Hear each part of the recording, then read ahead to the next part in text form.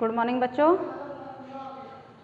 देखो मैंने कल आपको पार्ट 3 पढ़ाया था, उसमें मैंने आपको फर्स्ट टॉपिक आपका मतलब पार्ट 1 पढ़ा दिया। ठीक है, जो कल मैंने आपको पढ़ाया था वो आपकी समझ में आया?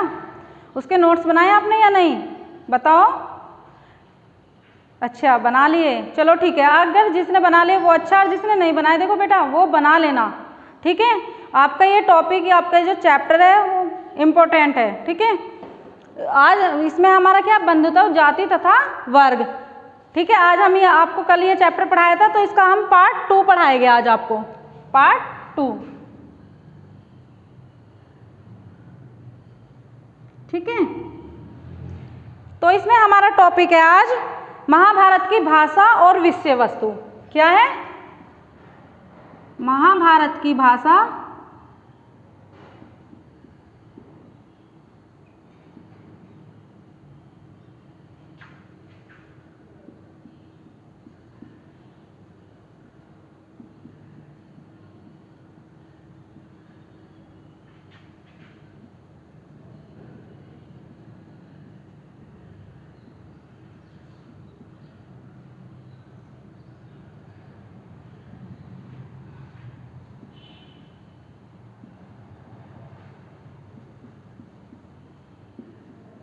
ठीक है, महाभारत की भाषा और विषय वस्तु। तो इसमें क्या है, महाभारत या महाकाव्य की जो रचना हुई है वो अनेक भाषाओं में हुई है। मैंने कहा ना भाषा और विषय वस्तु के बारे में बताऊंगी मैं आज। महाभारत और महाकाव्य की जो रचनाएं हैं उनका जो वर्णन हुआ है वो अनेक भाषाओं में हुआ है। वो कौन कौन सी भाषाएं हैं? जैसे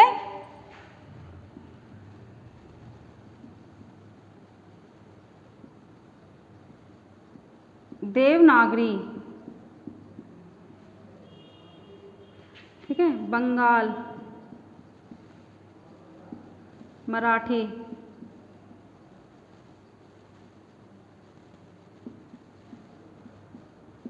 तेलम, तेलुगु। ठीक है, जैसे देवनागरी, बंगाल, मराठी, तेलुगु और मैथिली, नेपाली। ठीक है, मैथिली,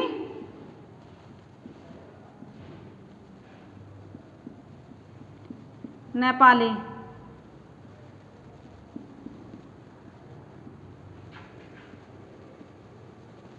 ठीक है, नेपाली आदि भाषाएं।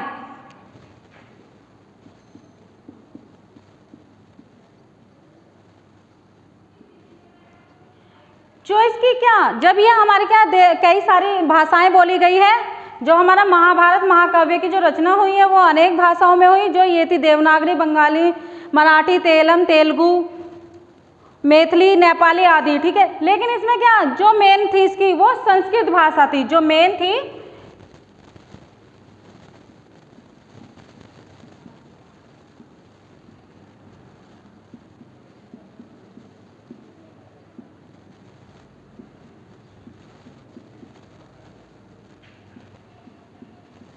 ठीक है, संस्कृत भाषा को क्या माना गया? सर्वश्रेष्ठ माना गया है। इसमें संस्कृत महाभारत का जो मूल रूप था, महाभारत का जो मूल रूप था वो क्या था? संस्कृत भाषा थी, इसका मूल रूप था। ठीक है, संस्कृत भाषा महाभारत का मूल रूप था। सबसे मेन जो माना गया वो महाभारत जो लिखी गई है संस्कृत में लिखी गई है। और क्या प्रयुक्त संस्कृत भाषा का प्रयोग हुआ उपनिषेधों के लिए भी, वेदों और उपनिषेधों के लिए क्या संस्कृत भाषा का वर्णन किया गया है। यह संस्कृत भाषा की रचना की गई है वेदों के लिए और उपनिषेधों के लिए। संस्कृत भाषा से कहीं अधिक, मतलब इनको क्या लिखने में संस्कृत भाषा कहीं अधिक सरल होती है। इसमें जब ये लिखी गई है मराठी, तेलुगु, तमिल, नेपाली भाषा से क्या जो मूल रूप है वो संस्कृत भाषा का दिया गया और सबसे सरल भाषा संस्कृत है। इसलिए जनसाधारण से लेकर विशिष्ट वर्गों तक सभी द्वारा इस ग्रंथ में व्यापक रूप से पढ़ा और लिखा जाता है। ठीक है, बड़े ही चाव से इसको लिखा या पढ़ा जाता है, इन वेदों को या उपनिषेधों को। ठीक है बेटा, ये आपको समझ में आया इतना? ठीक है, उसके बाद है हमारा महाभारत कालीन दूसरा टॉपिक हमारा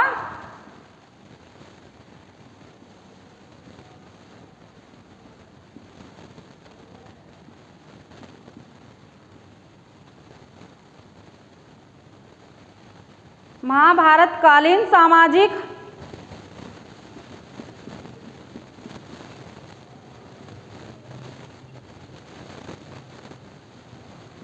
आर्थिक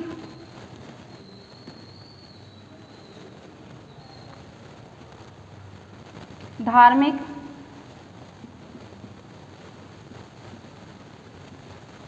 व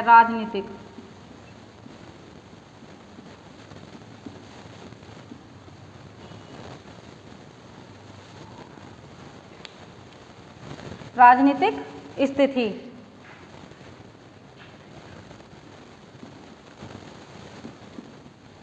तो इसमें आपको हम इस समकालीन में क्या बताएंगे, राजनीतिक और आर्थिक। महाभारत कालीन सामाजिक कालीन की क्या बताएंगे हम, आर्थिक धार्मिक और राजनीतिक स्थिति बताएंगे हम आपको कि हमारे धार्मिक कैसे था, या हमारा आर्थिक स्थिति कैसी थी, या हमारी राजनीतिक स्थिति कैसी थी। तो आज हम आपको ये तीनों टॉपिक समझाएंगे, ठीक है। धार्मिक स्थिति,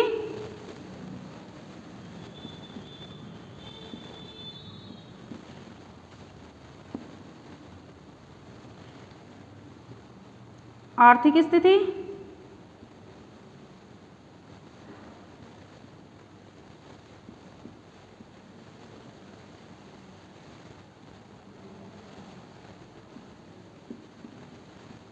ठीक है। तीसरी हमारी राजनीतिक स्थिति।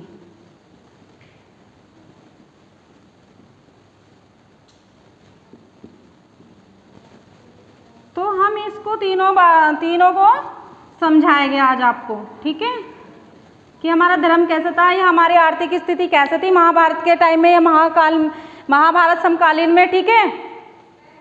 तो हमारी सामाजिक स्थिति,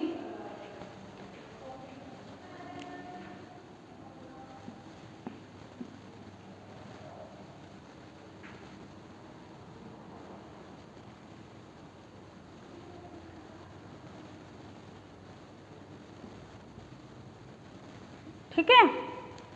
तो हम इन तीनों को चारों को आपके वर्णन करेंगे।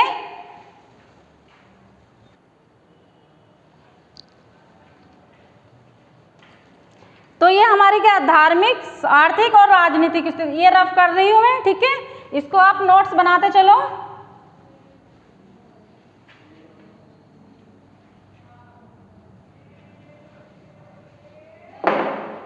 धार्मिक, आर्थिक, सामाजिक,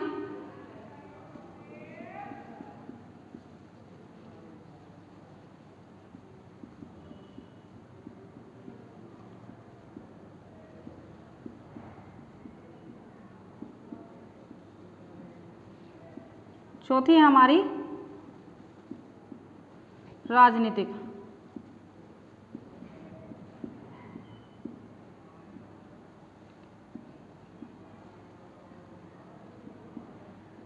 तो हम इसको चारों को आपको वर्णन करेंगे, इनका चारों का, ठीक है।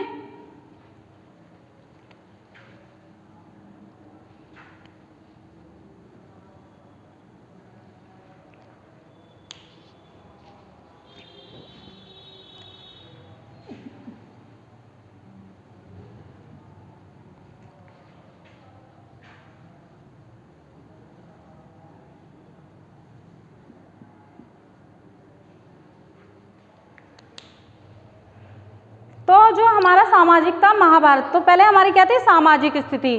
सामाजिक स्थिति क्या थी, महाभारत में वर्ण व्यवस्था सुदृढ़ थी। मतलब वर्ण व्यवस्था का मतलब है जो हमारी जाति है वो कितने भागों में, उसे कहा गया है वर्ण। वर्ण व्यवस्था, वर्णों को क्या 4 भागों में बांटा गया है। जो हमारी वर्ण व्यवस्था थी, जाति व्यवस्था थी, उसको क्या हमने 4 भागों में बांटा गया है। ये मैं रफ कर रही हूँ, ठीक है।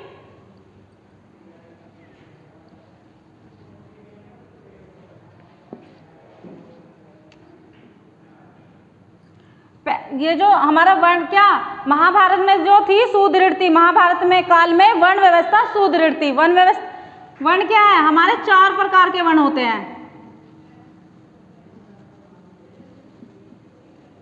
जो वर्णों को बांटा गया है वो 4 प्रकार में बांटा गया है, 4 जगह, ठीक है।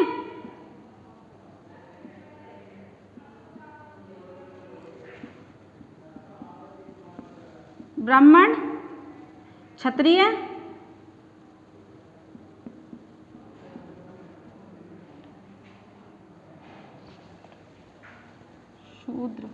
ब्राह्मण, क्षत्रिय, वैश्य, शूद्र। ठीक है, तो इन्हें क्या 4 वर्णों में बांटा गया है। तो जो ब्राह्मण होते थे, वो क्या अपने आप को उन्होंने उच्च वर्ग में, सबसे पहले वर्ण में उन्होंने रखा कि हम सबसे ऊपर है। क्योंकि ब्राह्मण का क्या कार्य था, उनका वेदों को लिखना, ग्रंथों को लिखना, ठीक है, या ग्रंथ पढ़ना, या यज्ञ कराना, ठीक है, या दूसरे को शिक्षा देना, मतलब तो ये उनका क्या कार्य था, इसलिए उन्होंने अपने आप को सर्वश्रेष्ठ माना। क्षत्रिय का क्या कार्य क्या था, युद्ध करना, ठीक है, दान देना और अपने उपाधि धारण करना। तो क्षत्रिय का कार्य ये था कि युद्धों में अपने वंश को आगे चलाना। और वैश्य क्या करते थे, वो जैसे वैश्य किसे कहा, कुम्हार, लोहार, सुनार, तो इन्हें क्या वैश्य कहा गया है। ये किसी भी मतलब ये किसी भी आकार की मूर्तियां या कोई भी चीज को बनाने के लिए तत्पर रहते थे, तलवार, भाले, ठीक है, कुम्हार, इन्हें सुनार, लोहार, ये सब ये क्या वैश्य हो गया। और शूद्र इन तीनों का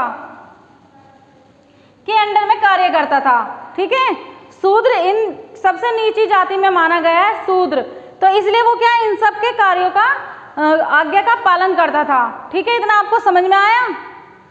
तो हमारी क्या सामाजिक स्थिति ऐसी थी, 4 वर्णों में ब्राह्मण को सर्वश्रेष्ठ समझा गया और शूद्रों को क्या करा गया है, सबसे निम्न कोटि में रखा गया है, मतलब सबसे नीची जाति माना गया है। इस युग में पुत्री की अपेक्षा पुत्र का अधिक महत्व होता था।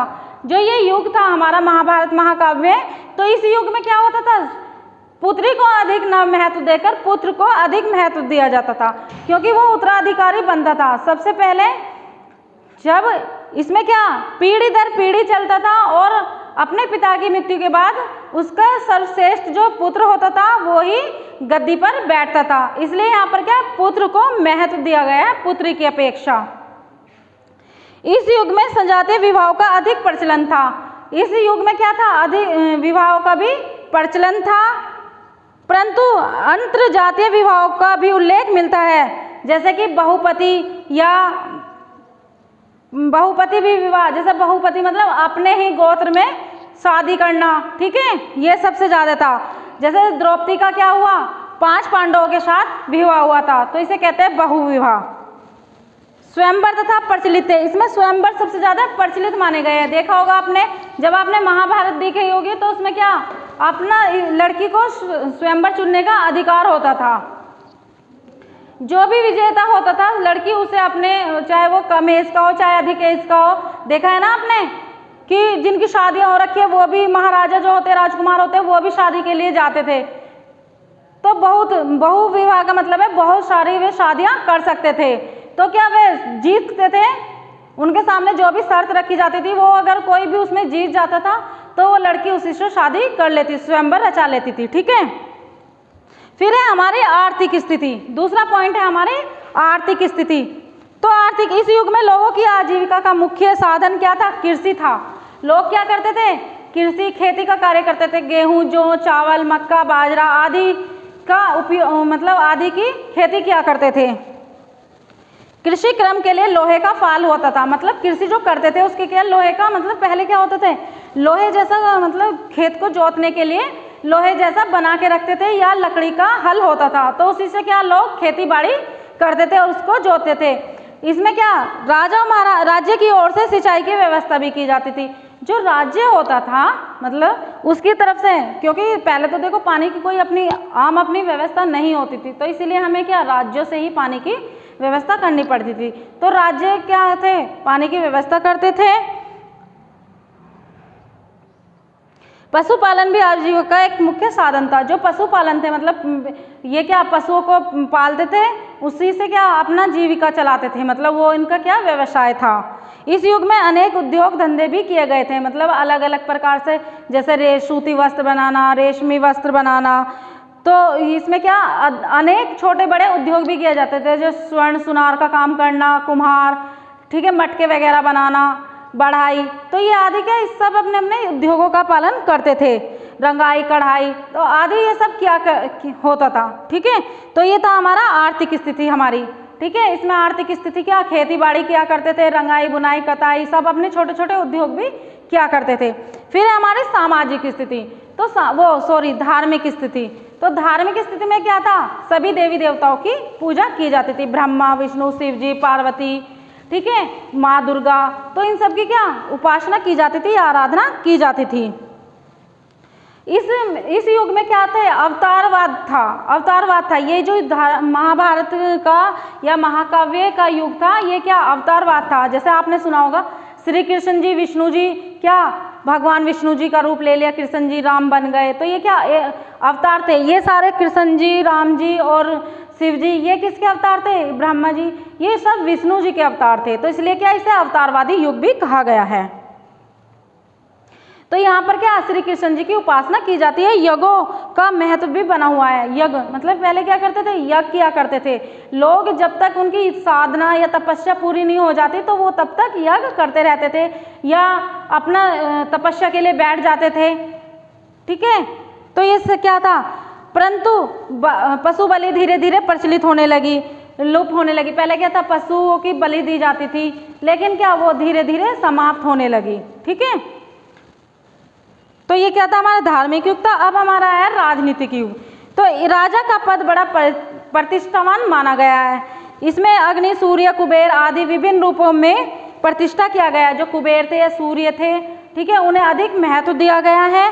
लोक कल्याण और धर्मानुसार शासन करना उसके प्रमुख कर्तव्य हो गए। जो राजा था उसमें क्या सर्वश्रेष्ठ माना गया था। जो हमारी राजनीतिक स्थिति थी उसमें क्या एक राजा होता था, उसको अपने पद के लिए सर्वश्रेष्ठ माना गया। उनके कर्तव्यों का, वे अपने कर्तव्यों का भलीपूर्ण पालन करते थे। राजा का पद वंशानुक्रम था, परंतु शारीरिक दोष होने पर जब राजा मतलब क्या होता था इसमें वंशानुक्रमण का क्या है, लगातार आज मतलब आज जो अपना राजगद्दी पर अधिकार कर रहा वो क्या बड़ा पुत्र या बड़ा मतलब कोई भी बड़ा बुजुर्ग होता था वो करता था, उसके बाद उसका पुत्र, फिर उसके पुत्र के बाद उसका पुत्र राजगद्दी पे शासन किया करता। तो ऐसे क्या है, पीढ़ी दर पीढ़ी वंशावन चलता चला गया। तो इसमें क्या होता था, जो सबसे सर्वश्रेष्ठ मतलब जो सबसे बड़ा पुत्र होता था वही राजगद्दी पर बैठता था। लेकिन किसी कारणवश अगर बड़े पुत्र अंधा हो गया या काना या कोई भी उसमें अपंगता हो गई तो उसे क्या राजगद्दी पर नहीं बिठाया जाता था, तो उससे क्या उसके छोटे पुत्र को राजगद्दी पर बिठाया जाता था। आपने देखा होगा महाभारत में भी क्या था, जो राजगद्दी पर पांडवों को बिठाया गया था, क्योंकि जो पांडवों को बिठाया गया था नेत्रहीन, क्यों धृष्टराज जो थे वो क्या थे, नेत्रहीन थे, इसलिए क्या उन्हें गद्दी पर नहीं बिठाया गया था, पांडवों को गद्दी पर बिठाया गया था, पांडु को। ठीक है, इतना आपको समझ में आ गया राजनीतिक स्थिति क्या होती है। तो ये क्या हमारे राजा महाराजाओं के तौर की होती है, ये अपने वंशज को राजगद्दी को या अपने शासन को चलाने में महत्वपूर्ण भूमिका निभाते हैं। ठीक है, आगे हमारा नेक्स्ट टॉपिक है श्री भगवद गीता। ठीक है, इतना आपको समझ में आया। मैंने आपको ये 4 टॉपिक बताए हैं, सामाजिक, आर्थिक, राजनीतिक और धार्मिक। ठीक है बेटा, आपको इसके नोट्स बनाते चलना है। फिर ही हमारी है श्री लास्ट हमारा फिर टॉपिक है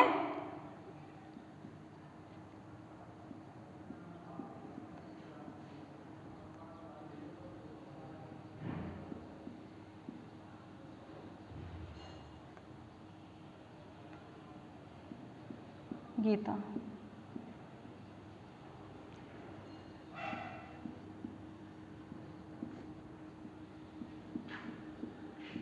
ये क्या एक महान ग्रंथ था। ठीक है, श्रीमद् भगवत गीता।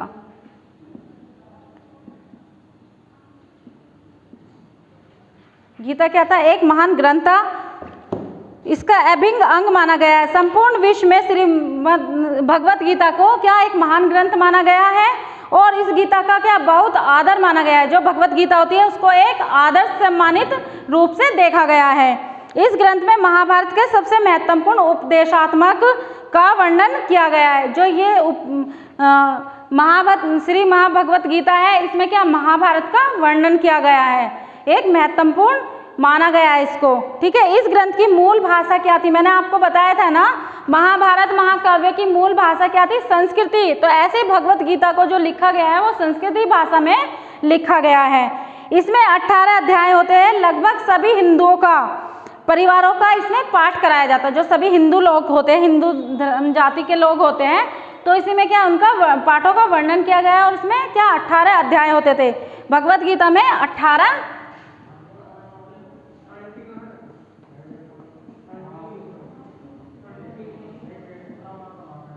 होते थे।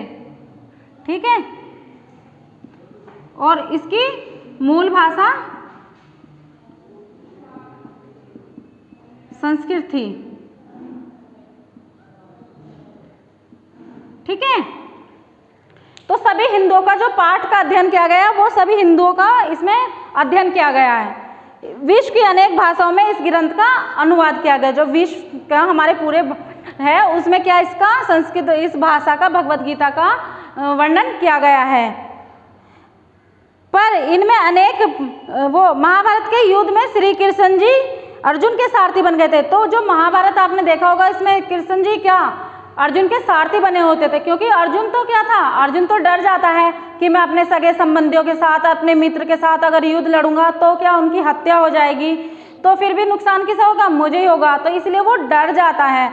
लेकिन श्री कृष्ण जी क्या करते हैं, उनके सारथी बनते हैं, उनको उपदेश देते हैं कि नहीं, यहाँ पर तुम अपने कर्तव्य का पालन करो, ये मत देखो कि ये मेरे सगे है या ये मेरे ताऊ है या मेरे चाचा है या मेरा भाई है या मेरा मित्र है, तुम इन सबको चीज को त्याग दो, सिर्फ अपना कर्तव्य करो और कर्तव्य करते चले जाओ, उस फल की प्राप्ति अपने आप ही हो जाएगी, तुम ये मत सोचो। ठीक है, तो कुरुक्षेत्र का युद्ध होता है, उस क्षेत्र में क्या होता है, दो जनों के साथ युद्ध होता है, कौरव और पांडवों के बीच। तो पांडव के बीच और कौरव के आमने सामने क्या सेना खड़ी हो जाती है और वो क्या लड़ने के लिए तैयार हो जाते हैं। कौरव की सेना ने में अपने भाव बंधु जो कुरुक्षेत्र में क्या, मैंने यही कहा है कि अर्जुन देखता है कि मेरे भाई बंधु हैं तो वो डरने लगता है। तो उन्होंने सोचा, श्री कृष्ण जी ने अर्जुन को निष्क्रम कार्य करने के लिए प्रेरित किया और अपने कर्तव्य का पालन करो। ठीक है, तो ये आप उसमें श्री भगवद में यही शिक्षा मिलती है कि मनुष्य को फल की इच्छा नहीं करनी चाहिए, उसे कर्म करना चाहिए, फल तो अपने आप ही मिल जाता है। ये आपको समझ में आया इतना? ठीक है, तो हमारा फिर टॉपिक है बंधुता और विवाह।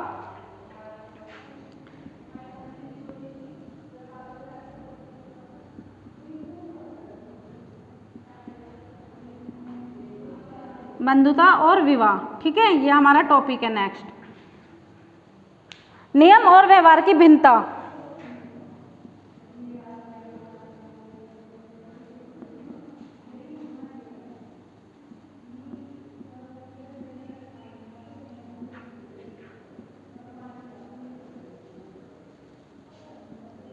इसमें दो प्रकार के विवाह बताए हैं।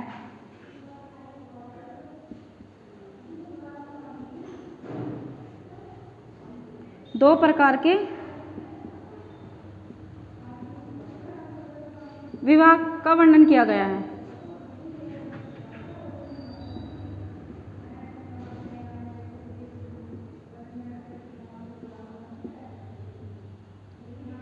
ठीक है, दो प्रकार के विवाह का वर्णन किया गया है। क्या था, एक तो अंतर विवाह, एक बहुविध विवाह।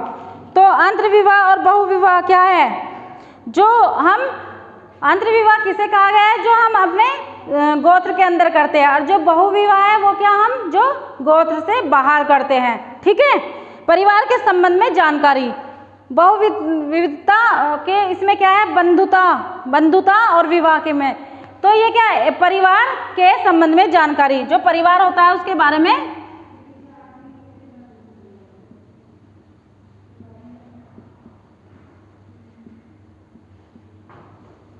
इसमें क्या होता है, अपने परिवार के बारे में जानकारी होती है सभी को। ठीक है,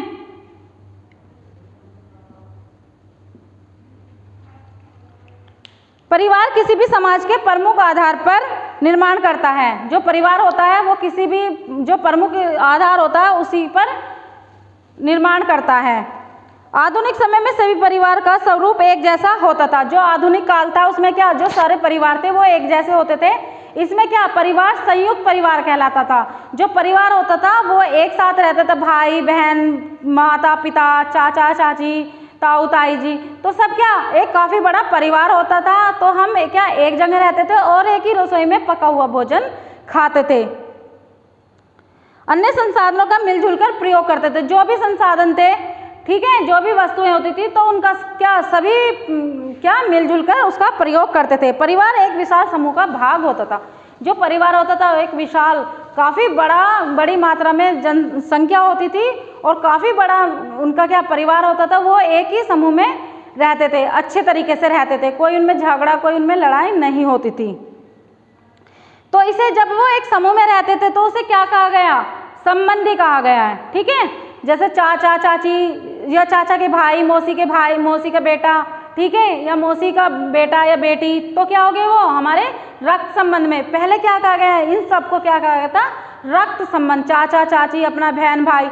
लेकिन धीरे धीरे इन सबको रक्त संबंध से अलग कर दिया गया। अब रक्त संबंध किसे माना गया है, रक्त संबंध अपने ही भाई को और या अपने ही बहन को माना गया है। ठीक है, तो परिवार के बारे में आपने पता चला। पहले क्या संयुक्त परिवार होते थे, काफ़ी बड़े बड़े जो कई भाई बहन होते थे वो क्या सब एक साथ रहते थे मिलजुल कर और एक साथ ही अपने उपयोग की वस्तुओं को बांटते थे। उनमें कोई ऐसा नहीं था, भेदभाव नहीं था कि हम आज इस चीज़ को तुमने क्यों ले ली, मैं क्यों नहीं ले रहा। ठीक है, ऐसा कुछ नहीं था, सभी क्या उसे एकजुट होकर उसका उपयोग करते थे। ऐसी था पितृवंशिक व्यवस्था आदर्श। फिर हमारा टॉपिक है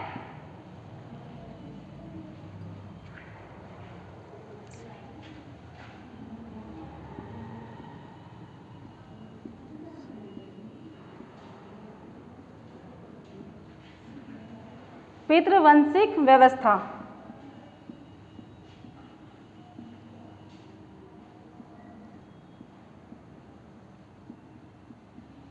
पितृवंशिक व्यवस्था किसे कहा गया है,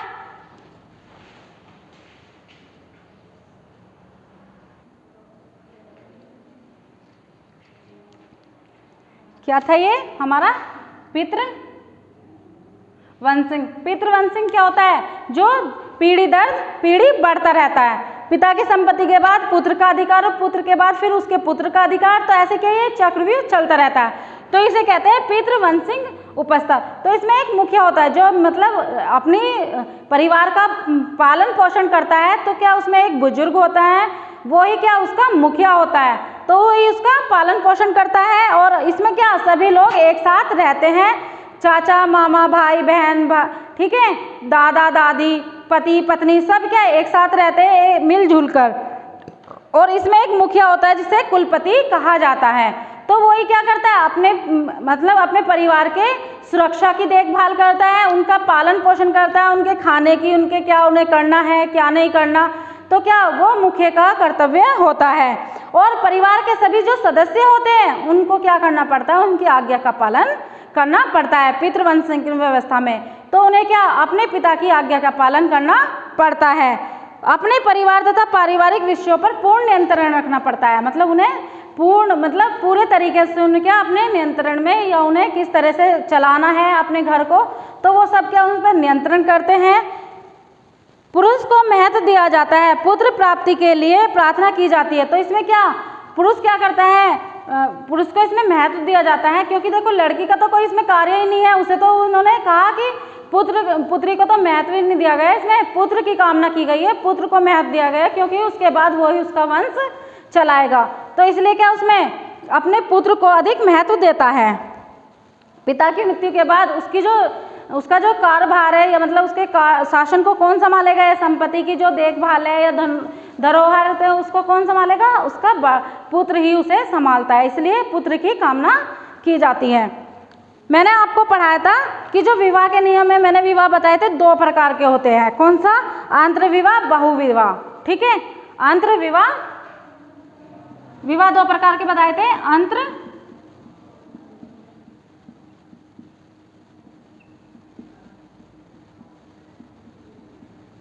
बहुविवाह।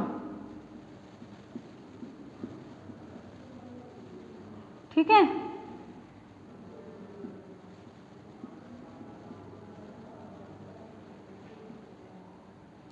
अंतर्विवाह किसे कहा गया? अंतर्विवाह वैवाहिक संबंध में मध्यम में किया जाता है, मतलब उसी के बीच में किया जाता है, कोई बाहर नहीं किया जाता उसका विवाह। ठीक है, यह समूह का एक गोत्र होता है, मतलब अपने समूह के गोत्र में ही किया जाता है। जाति एक ही स्थान पर किया जाता है और उसी जाति से किया जाता है एक ही स्थान पर। तो लोगों को, वहाँ के लोग क्या करते थे, अपने जो मतलब आंध्र विवाह जो है अपने गोत्र के अंदर ही उनका विवाह कर देते थे। और बहुविवाह क्या कहलाया गया? बहुविवाह कहलाया गया है बाहरी विवाह, कि अपने गोत्र से दूसरे गोत्र में हम उसकी शादी कर सकते हैं। तो इसीलिए क्या आंध्र विवाह क्या जो अपने गोत्र के अंदर ही किया जाता है, बहुविवाह क्या, इतना ही समझना है आपको सिर्फ, कि जो बाहरी गोत्र, जो दूसरे गोत्र में हम अपनी लड़की की शादी या लड़के की शादी कर सकते हैं। तो बेटा ये बताओ, आपको इतना मेरा समझ में आया, पढ़ाया हुआ? देखो ये नोट्स बना लो और अच्छी तरह इसको रीड करना, क्योंकि जब तक आप नोट्स नहीं बनाओगे या उनको दोबारा पढ़ोगे नहीं, तब तक आपको ये चैप्टर समझ में नहीं आएगा। इसलिए आपको ये पढ़ना है, नोट्स बनाने हैं। ठीक है, थैंक यू, कल पढ़ाऊंगी।